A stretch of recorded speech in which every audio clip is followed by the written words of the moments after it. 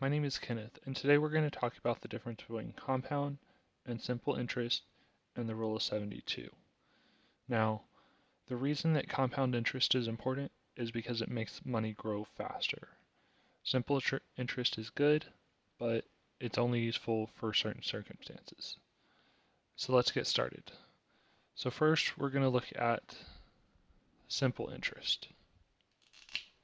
All right. So with simple interest, if it gains 10%, so the first year, it'll gain $100, which means that it will be $1,100 at the end of the first year.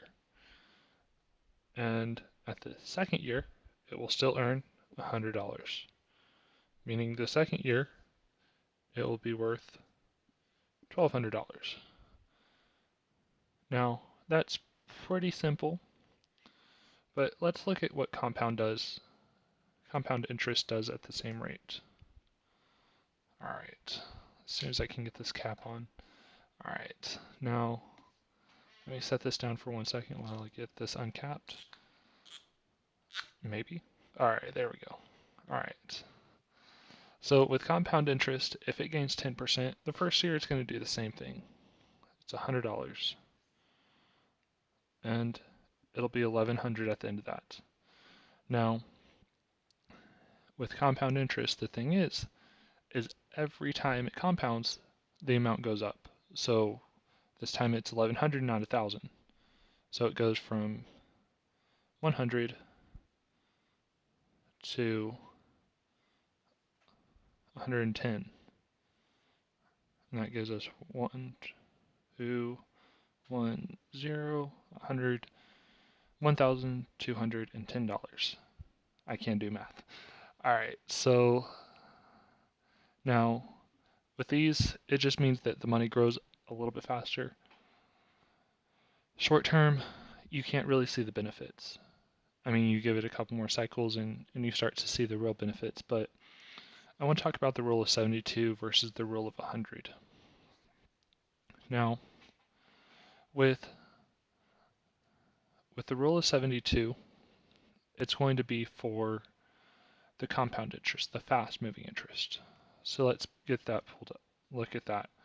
So with the rule of 72, you're going to divide the interest rate